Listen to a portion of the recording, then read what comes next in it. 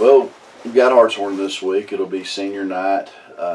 Honor all the seniors in the program. I don't know if we honor band, but I think so. I think they're out there as well.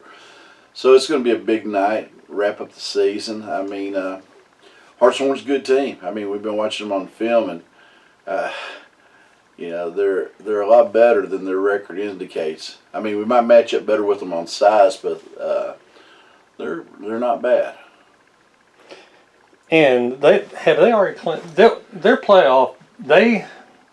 It kind of depends on what we do and what they do, right? And what Wilburton does. Wilburton does. Somebody in that bunch, I think it's Wilburton, has to knock off Hugo to have any kind of a shot. So Hartshorne would have to lose, and Wilburton upset Hugo for Hartshorne not to get the playoffs. And I think some points come in there.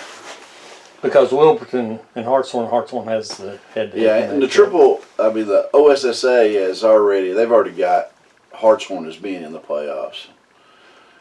So. It's not like I don't think Wilburton can beat Hugo, so. Well, I don't think so either. I mean, Hugo looked pretty good on track because they played Hartshorne. And they look, they seem to be doing just fine now. Yeah. Well, last year when we played Hartshorne, their size really bothered us because they made a change. Are they still that big this year? They're not as big. I mean, they were so big last year. At one point, we stopped the film to count the bottoms of linemen because it was so wide. We thought maybe they had 8 or 9 across there, and it was like 5. I mean, they were by far the biggest team we faced all last year, and this year they don't have as much of the size. They seem to have a little bit more speed. They hit some holes pretty fast, and I mean, Hugo lost some foot races with them Friday night. Yeah. Are they pretty balanced throwing and running the ball? They don't throw very good, but they catch a lot better than Wilburton did. Wilburton probably threw better, but couldn't catch. Right. And Hugo doesn't. I mean, Hartshorne doesn't throw very well, but they can catch. And they don't have as much depth at line. I mean, we were looking at them, and they only had like 4 extra linemen on the sideline, but they're probably going to dress about 45 kids. Do you think there'll be a problem having the kids up for this since it doesn't really make any difference other than pride? Who knows? I mean, they're teenagers. And, I mean, I wouldn't want to bet the farm on a bunch of teenagers that are getting ready for deer season, thinking about basketball, and I would hope they would play hard for pride. I mean, but well, you have several seniors who this is their last chance. You're right. You're absolutely right. And but we have not risen to the challenges like I thought we should have this year. I thought we should have been a lot more intense with Wilburton. Granted, it went to overtime, but we had some issues that took place that shouldn't have, and things like that happen that just blow your mind, because when we were growing up it was, oh, we got football, basketball, baseball, let's go do those, and we didn't have anything else. We didn't have the video games or target shooting or anything else. That's all we had, and we lived for that moment. Yeah. Well, we got off to a good start the other night, but we just couldn't keep it up. We did. We got off to a real good start, and No Way usually makes those, but the timing was off. It's had a replacement snapper in, and it threw the timing off on getting the kicks off. I mean, if it would hit the extra point, there's no overtime. It's that simple. Well, and their touchdown was kind of a fluke deal when it was deflected when it could have easily been knocked out of.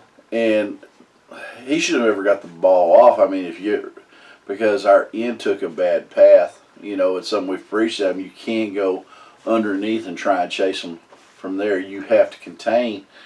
And if we contain him, he goes down because now he gets outside and he sprinted out and he threw the Hail Mary up, and it tipped off Trace, went straight up and came down his hands, and he steps into the end zone. And that was on a 4th and 20. 20, yeah. If you've got to know, it was 4th and 20. Yeah.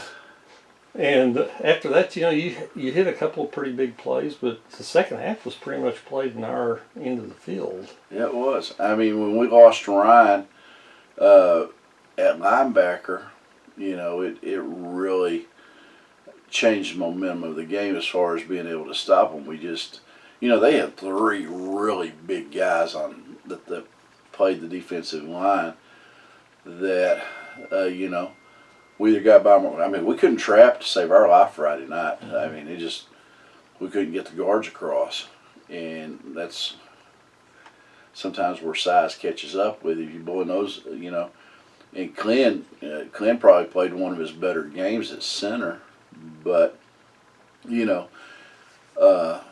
don't know what it is with first drives of half, and we turned the ball over. We did it again. I think we're like 9 for 9, because we would sit there and go, all right, we get the ball right here. Let's go back out, take it, boom, turnover. Yeah, but fortunately, they handed it right back to you. Yes, they did. But, it's like, golly. I thought y'all still had a pretty good shot when you went to overtime because you'd had them pretty well bottled up. I did, but our kids really acted funny about those. They had a different feel to them when you're talking to them. And I tried to make them understand, because they didn't understand in the first place, why are we going defense first? We want the ball, coach. It's like, no, you want to be defense first. We need to be defense first. That way we know when it's our turn. And I think when they scored, kind of deflated. It deflated them, and even though we get it, our chance to come back and match it up, and we